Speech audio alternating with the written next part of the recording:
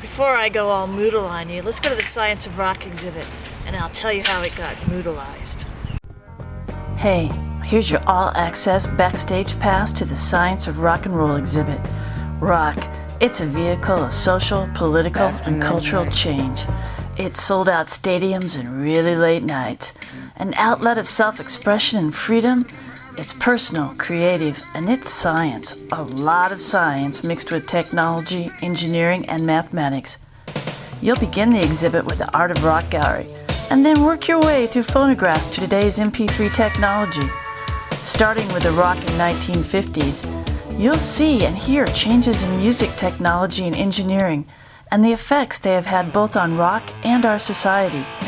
Now, how does a person turn noise into catchy licks and bouncing beats? Oh, that goes back to the building blocks of any piece of music.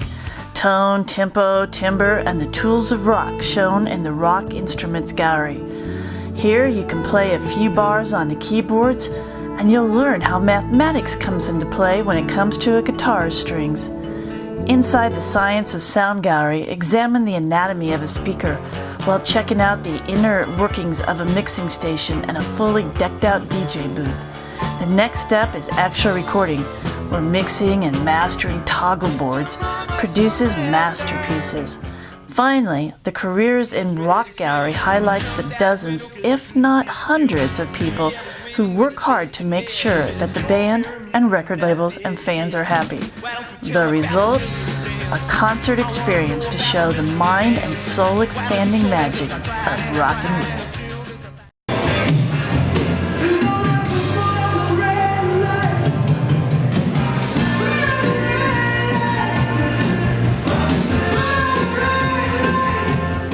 Now I will show you how this museum exhibit got Moodle-ized. That is, how the Science of Rock and Roll Music exhibit became an 8-topic Moodle informal learning site. Based on initial analysis, the site uses the colors of rock and roll with a slightly masculine edge. It has lots of images, is written in a casual style, employs lots of multimedia, and has lots of opportunities for additional exploration. Most importantly, it stays true to showing how sound has evolved over the decades and doesn't lapse into a generalized rock history. The spotlighted artists are here not because they're my favorites. They're here for a reason. They were sound innovators. The site also strives to not merely be an exhibit, but an experience, as the original Science of Rock and Roll set out to do. Its theme? Fusion. A 2-column layout in shades of cool gray with a clean look to highlight the image-driven information. While the original plan was to use content from the exhibit's guidebooks, that plan dissolved quickly. The content looked good on a casual read, but didn't hold up under close examination. So it was back to the exhibit itself, with extra research needed to develop the additional needed content. In design, first came the what stays and what goes part. I decided to focus on the exhibit section that highlighted individual decades. Although the modules progress chronologically in this site, none are dependent on each other. This echoes what exhibit designer Kathleen McLean has written. Museum learning is self-paced and exploratory, rather than formalized intensive learning. Also part of the site decade design was to incorporate elements from the rest of the exhibit into these decades comprised of sound innovators, first, definitions, and communication technological advances. Now, before introducing the decades, I set the stage with a Backstage Pass introductory module. In this 6-page module, viewers enter through the introduction that sets the stage, followed by rock and roll definitions, the exhibit video you saw at the start of this presentation, local media coverage, and then a background of sound recording that leads up to the 1950s.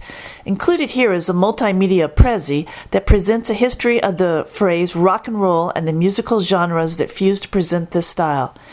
Each of the 5 decades starts with a lesson, which is the decade's exhibit, and really is a series of linked web pages and a great opportunity to blend resources, including images, podcasts, and videos to create rich dimensional content. The site includes web links to find out more if you're interested. These links tend to be techie, such as shellac, the sound of the future, or how electric guitars work, how to use a guitar effect pedal, recording studio changes. Here's an example of one decade, the 1950s. It starts off with the first known rock song, including its lyrics and how it sounded in a YouTube offering. Then it advances to when the phrase rock and roll was first used, who said it, and how, with additional information provided in the link and followed by a first rock concert shown in the poster. The poster and the jukebox that come next are both online artifact exhibits. Then comes a transistor radio label from the exhibit, which is a display of its own and its own description. No text needed. In other decades, too, photographs of exhibit labels will appear in place of text. The final exhibit is a slideshow done highlighting guitars from the exhibit, and it describes how the electric guitar uses string vibration and electromagnetic induction, with links for additional information.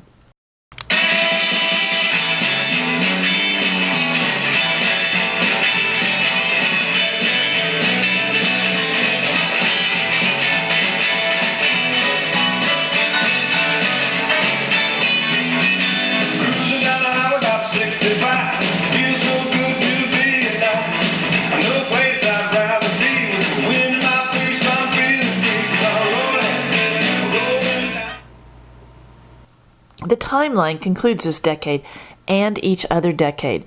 It incorporates some information presented in the lesson and also introduces relevant technological advancements, say for the 1950s, such as woofers, portable record players, and 8-track experimentation. The timeline also displays images, and when you click on certain dates, extra information, perhaps a link, a podcast, a YouTube, all might be there for exploration. In addition, each decade also offers, courtesy of the Moodle page feature, a Spotlight Artist and Spotlight Innovation. For the 1950s artist, the spotlight was on Buddy Holly, who is also credited with creating the band design of 2 guitars, bass, and drums. His songs often had a vocal hiccup technique used to emphasize certain words. The YouTube illustrates this. The Spotlight innovation featured the Flying Saucer, the first possible mashup also heard in the YouTube. The producers used clips from 18 different 1955 to 1956 top hits to create a mock news report about flying saucers. The final part of each decade publication package is the quiz, with 3 questions and a mix of short answer, true or false, or multiple choice. For example, which instrument became popularized during the 1950s and became an integral part of rock and roll? Guitar. What invention allowed teenagers to take their music when and where they wanted? Psst, it's a transistor radio. Ike Turner and the Kings of Rhythm are said to have recorded the first rock and roll song, which was Rocket 88. Museums, such as this one in Boulder, Colorado, use the Ask a Question technique and answer reveal, so quiz seemed like a good Moodle feature to incorporate.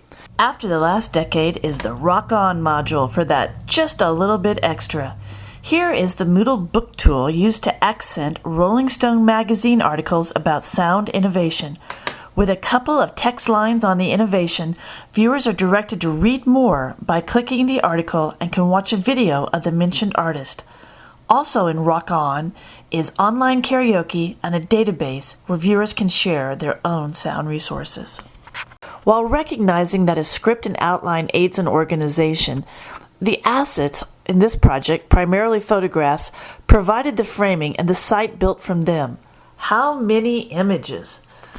Well, how about 46 images and 40 embedded videos? Wait, there were an extra 11 images in each of the videos slideshow, so that's another 22, and maybe I should count the 68 images in the intro video I made, and there's the 36 images and the 9 videos in the timelines.